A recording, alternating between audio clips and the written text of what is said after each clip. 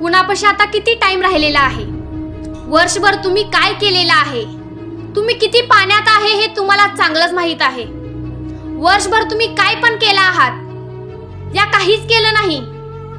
सर्वांना आपल्या कर्माची फळं मिळतातच.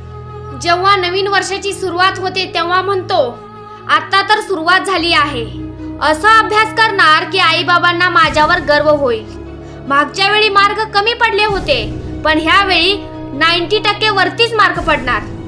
सप्टेंबर, आता तर फक्त 3 महिने गेलेत, पेपरला अजून 5 महिने बाकी आहेत.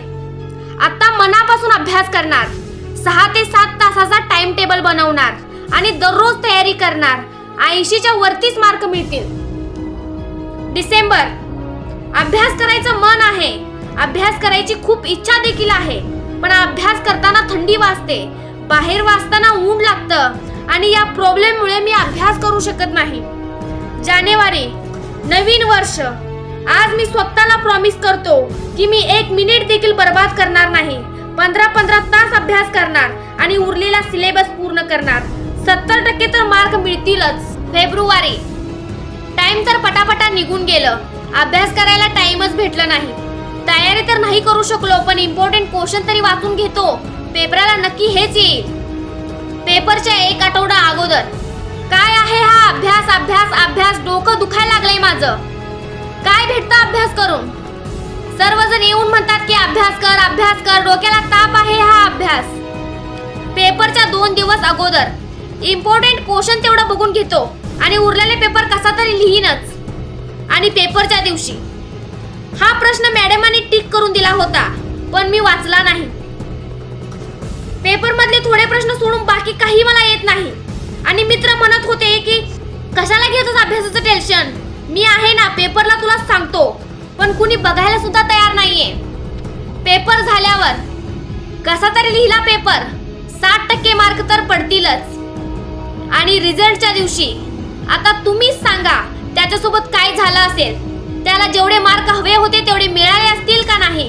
अभ्यास करणं कुणाला आवडत नसतं, सर्वांनाच वाटतं मनासारखी आनंदमय लाईफ जगावी, पण अभ्यास महत्वाचा आहे म्हणून अभ्यास करावा. कारण हे जे वय आहे हे अभ्यास करायचं वय आहे तुमचं.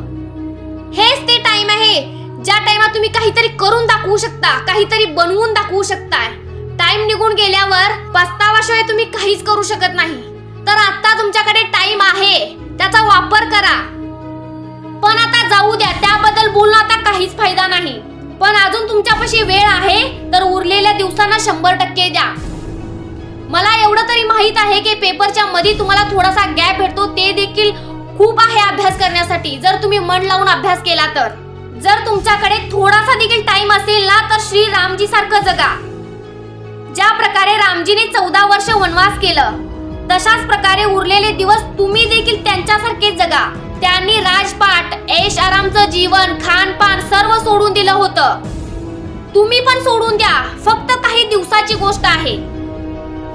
आपला कम्फर्ट झोन, जादा झोपणं, सोशल मीडिया, गप्पा गोष्टी, जंक फूड या सर्व गोष्टींना काही दिवसासाठी सोडून द्या. दिवसातून 1 तास जास्त काढा, 1 तास कमी झोपा. जर 8 तास झोपता तर 7 तास झोपा. जर 7 तास झोपता तर 6 तास झोपा. 6 तास झोपण्याचे, 2 तास फ्रेश होण्याचे, उरलेले 16 तास. मला मान्य आहे की सतत 16 तास कोणी अभ्यास करू शकत नाही. 3 तास रेस्टसाठी काढून देऊया. 13 तास पण सोडून द्या. 3 तास अदर ऍक्टिव्हिटी करा. उरलेले 10 तास खूप जास्त आहेत. 10 तास जर पूर्ण फोकस करून 10 तास पण मन लावून अभ्यास केला ना तर ते खूप जास्त आहेत. तुमच्यापैकी काही लोक हे देखील विचार करत असतील की आता अभ्यास करून काय फायदा, टाइम तर उरलेला नाहीये, आता काय करायचा अभ्यास करून. सर्व बहाणे आहेत. तुम्ही विचार तर करा, टाइम ही टाइम आहे.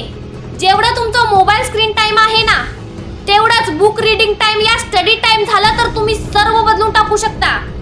माझा मोटिवेशन व्हिडिओ तुम्हाला अभ्यास करायला प्रोत्साहन देईल, पण तुमची मनापासूनची इच्छा तुम्हाला कंटिन्यू ठेवणार अभ्यास करायला.